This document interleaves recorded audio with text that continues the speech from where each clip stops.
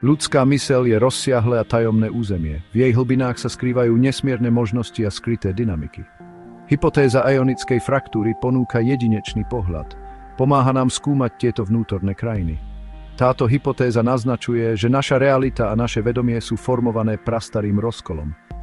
Predpokladá prvotný zlom v kedysi zjednotenej existencii. Táto myšlienka nie je úplne nová. Mnohé staroveké tradície hovoria o páde, rozbití alebo oddelení od božského zdroja. Hypotéza ionickej fraktúry poskytuje rámec na pochopenie týchto pretrvávajúcich mýtov v psychologickom zmysle, relevantnom pre náš moderný život.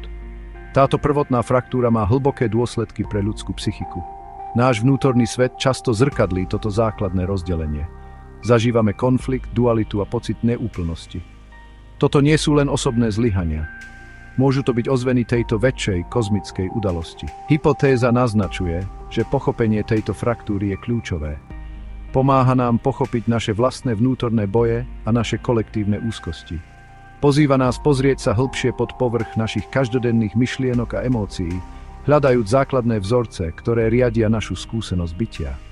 Tento dokument sa snaží preskúmať hypotézu ionickej fraktúry v zrozumiteľných pojmoch. Ponoríme sa do podstaty podvedomia. Preskúmame jeho úlohu ako prijímača rôznych frekvencií. Budeme diskutovať o koncepte šepotov.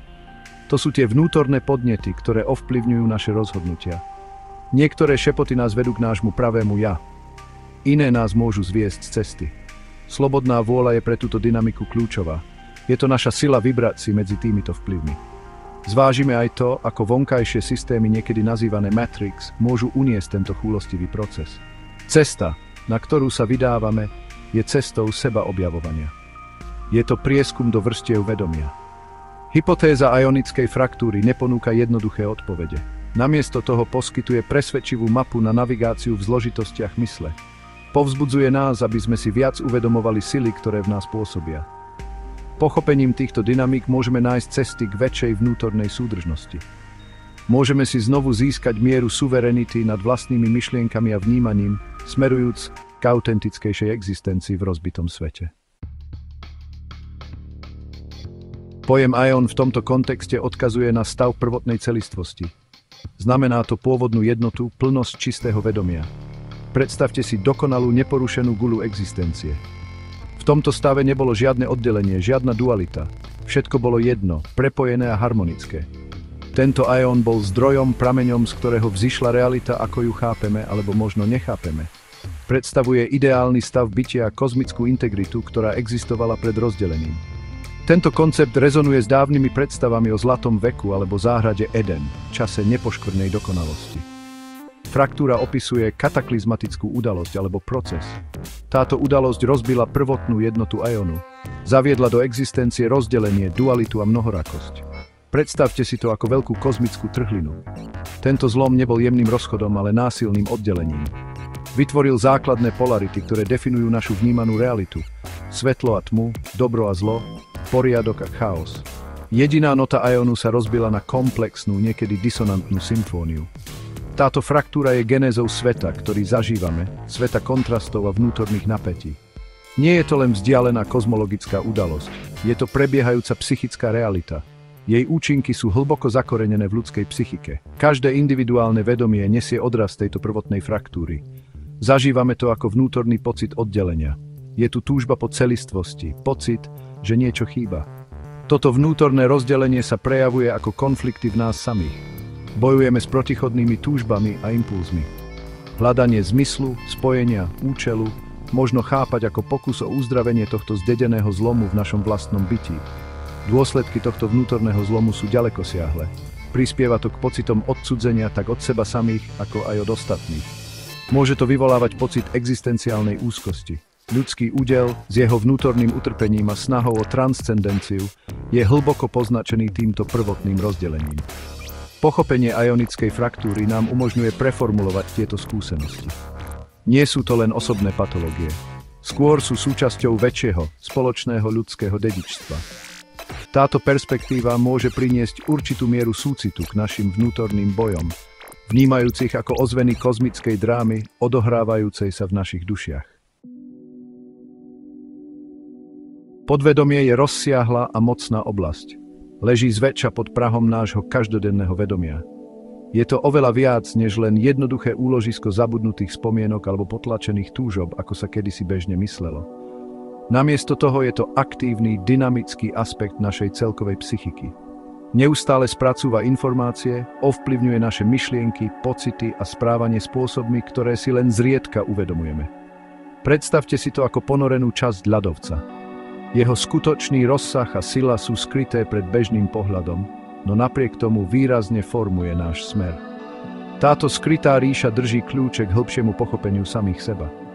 Hypotéza ionickej fraktúry navrhuje fascinujúcu funkciu pre podvedomie. Naznačuje, že táto časť našej mysle funguje ako vysoko citlivý rádiový prijímač. Je neustále naladený na široké spektrum frekvencií. Tieto frekvencie nevyžarujú len z nášho bezprostredného okolia. Pochádzajú aj z hĺbších kozmických zdrojov, prechádzajúc samotnou štruktúrou existencie.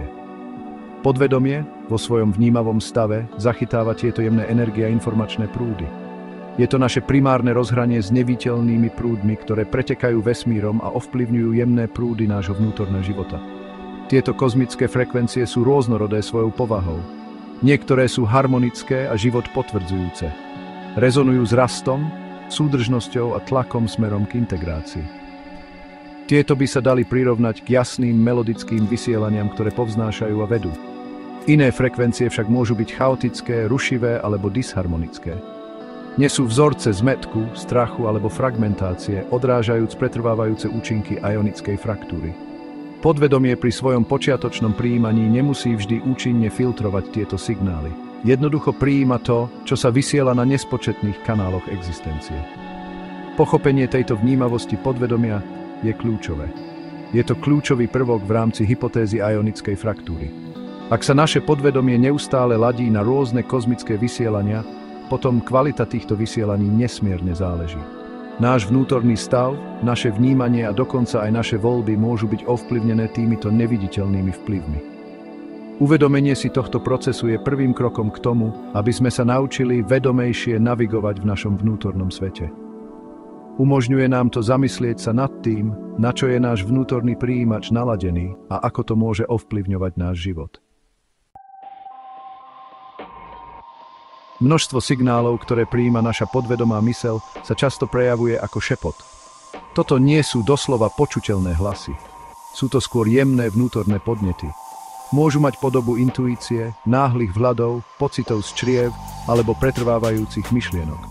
Tieto šepoty vychádzajú z hĺbky nášho bytia a nesú správy, ktoré sa snažia ovplyvniť naše vedomie a naše činy.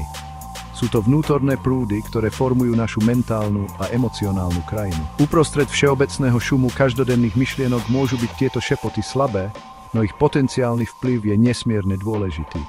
Tieto šepoty môžeme rozdeliť do dvoch hlavných kategórií. Poprvé, existujú zladené šepoty. Tie pochádzajú z toho, čo mnohé tradície nazývajú vyššie ja, Atman, alebo jadro nášho autentického bytia. Táto časť nás zostáva spojená s pôvodnou celistvosťou, alebo sa o ňu usiluje. Zladené šepoty nás vedú k rastu, uzdraveniu a individuácii. Podporujú voľby, ktoré podporujú integritu, súcit a múdrosť. Sú v súlade s pravdou a vedú k väčšiemu zmyslu pre cieľ a vnútorný pokoj. To sú šepoty nášho vrodeného potenciálu, ktorý hľadá vyjadrenie. Naopak existujú aj nezladené šepoty. Predpokladá sa, že tieto pochádzajú z rôznych skresľujúcich vplyvov. Niektorí by ich mohli nazvať demiurgickými vplyvmi, odkazujúc na sily, ktoré sa snažia udržiavať ilúziu alebo kontrolu. Mohli by to byť aj ozveny kolektívnej traumy, nevyriešených osobných tieňov, alebo jednoducho chaotické frekvencie zrodené samotnou ionickou fraktúrou. Nezladené šepoty často zasievajú semená pochybností, strachu, úzkosti a zmätku. Môžu nás lákať k činom, ktoré sú seba sabotujúce alebo škodlivé pre iných. Odvádzajú nás od našej skutočnej cesty a vedú k fragmentácii namiesto celistvosti. Základnou výzvou pre každého jednotlivca je naučiť sa rozlišovať medzi týmito rôznymi hlasmi. Toto je jemné umenie, ktoré si vyžaduje sebareflexiu a úprimnosť. Šum rušnej mysle, plnej vonkajších rozptýlení a vnútorných úzkostí, môže sťažiť jasné počutie týchto šepotov. Nezladené šepoty často kričia a využívajú silné emócie. Zladené šepoty bývajú tichšie, vytrvalejšie, skôr cítené než nútené. Rozvíjanie schopnosti rozlišovať tieto vnútorné signály je kľúčové. Je to základ, na ktorom sa buduje vedomá voľba a skutočné sebaurčenie. Je to zručnosť nevyhnutná pre navigáciu v zložitostiach rozbitého sveta.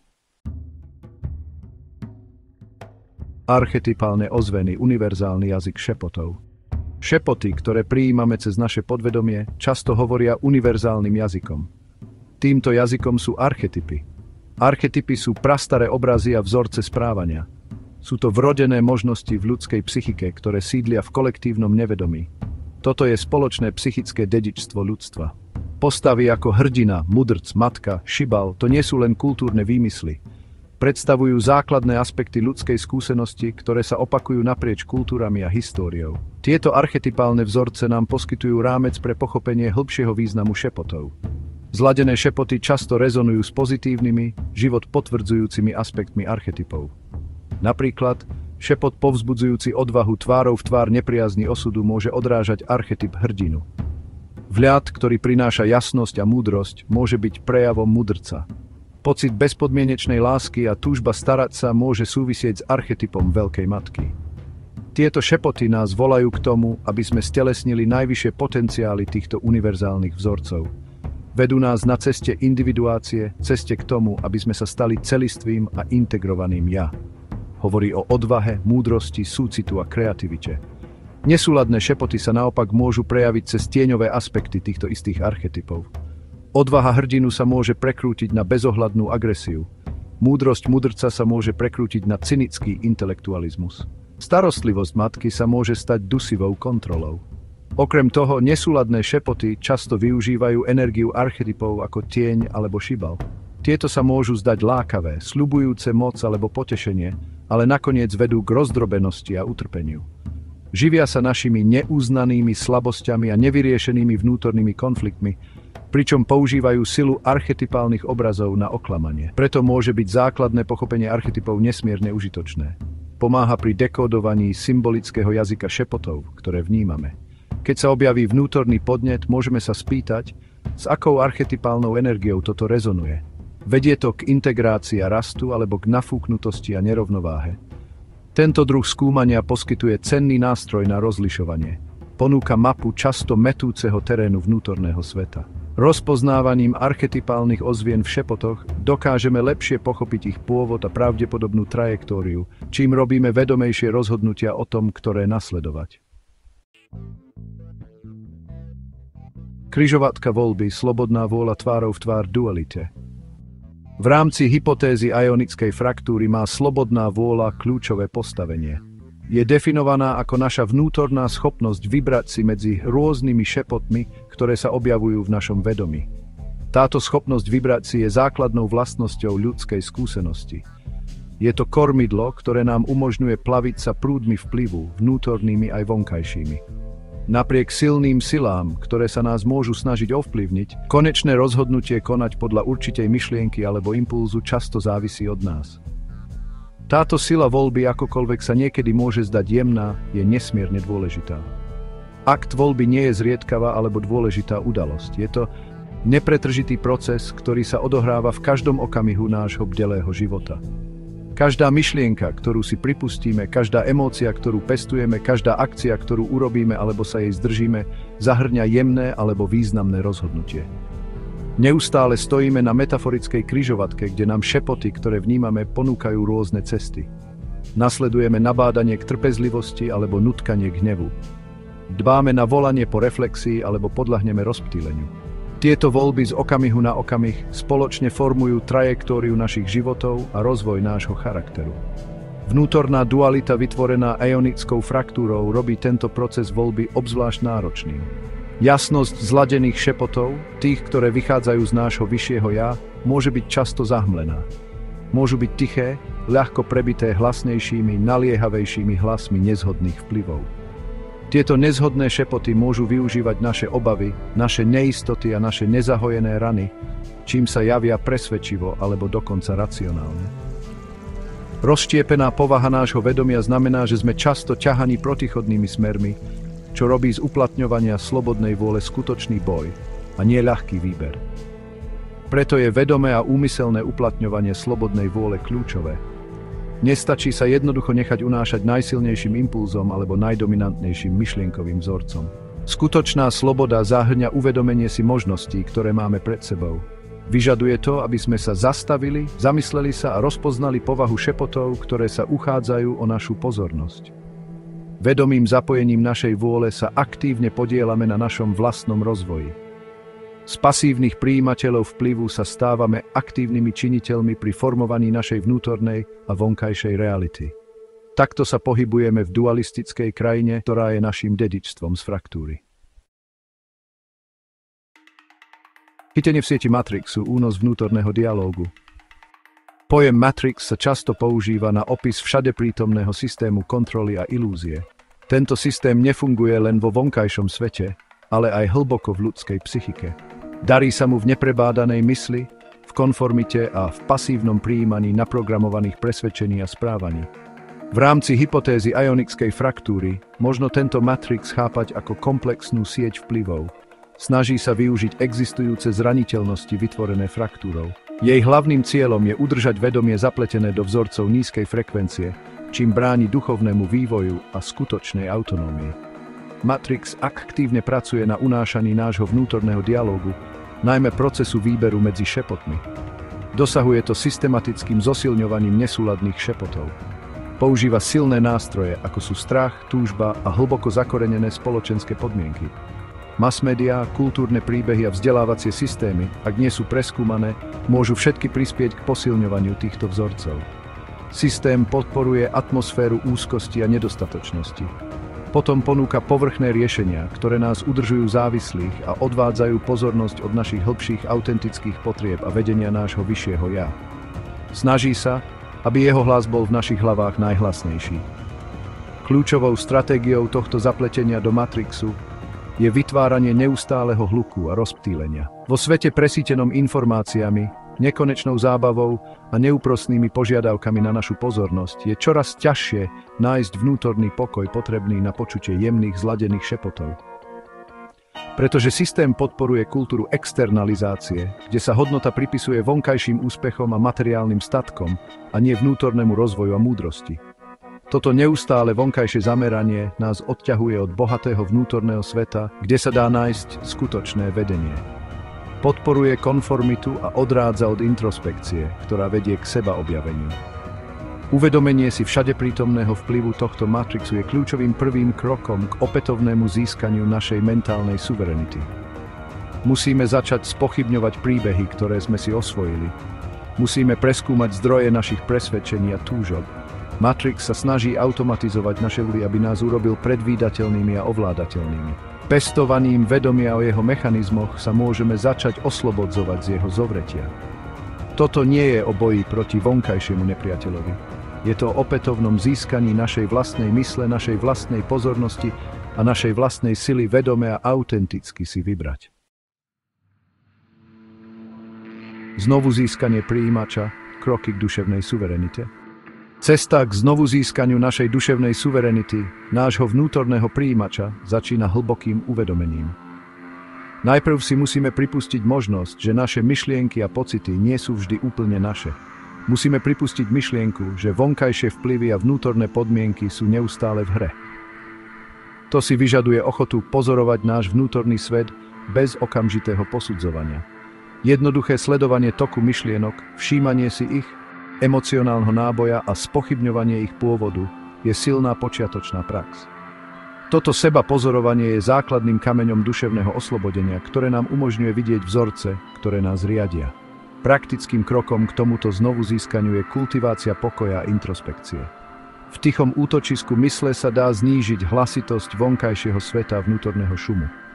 Praktiky ako meditácia, všímavosť alebo dokonca pravidelné trávenie času v tichom rozjímaní v prírode môžu byť neoceniteľné.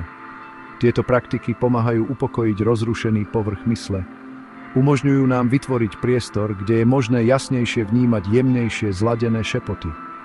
Pokoj nie je prázdnota, je to stav bdelej vnímavosti, naladenie nášho vnútorného rádia na jemnejšie frekvencie. Rozvíjanie rozlišovania je ďalším dôležitým krokom. Ako náhle si viac uvedomíme rôzne šepoty, musíme sa naučiť rozlišovať ich kvalitu a pôvod.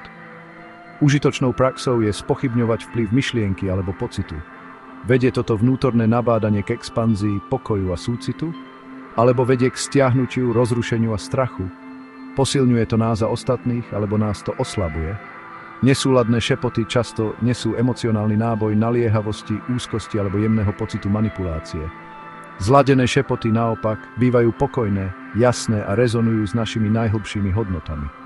Nakoniec, aktívne posilňovanie spojenia s našim vyšším ja, našim autentickým jadrom je nevyhnutné.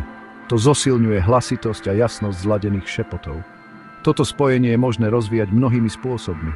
Zapájanie sa do tvorivého vyjadrenia, trávenie času v kráse a harmónii prírodného sveta, praktizovanie vďačnosti, alebo vykonávanie činov nesebeckej služby a súcitu môže toto spojenie posilniť. Ako sa toto spojenie prehlbuje, náš vnútorný navádzací systém sa stáva spoľahlivejším. Stávame sa menej náchylnými na nesúladné vplyvy a pevnejšie zakorenenými vo vlastnej pravde, navigujúc život s väčšou jasnosťou a cieľom. Harmónia s pravým ja, cesta vedomého počúvania. Sila slobodnej vôle, ako sme si už povedali, zostáva naším najdôležitejším darom na tejto ceste seba objavovania. Je to posvätný nástroj, ktorým sa aktívne podieľame na našom vlastnom vývoji. V kontexte aionickej fraktúry a nespočetných šepotov, ktoré vytvára, je naša schopnosť vedome si vyberať prvoradá. Je to kormidlo duše, ktoré nám umožňuje riadiť náš kurz smerom k integrácii a celistvosti aj uprostred búrlivých vôd obráteného sveta. Každá vedomá voľba v prospech súladu posilňuje našu schopnosť ďalšieho rozlišovania a sebaurčenia. To posilňuje našu vnútornú suverenitu. Je dôležité zdôrazniť, že táto práca ladenia sa na súladné šepoty je neustála prax. Nie je to cieľ, ktorý treba dosiahnuť, ale cesta, po ktorej treba kráčať každý deň. Budú chvíle jasnosti a chvíle zmätku.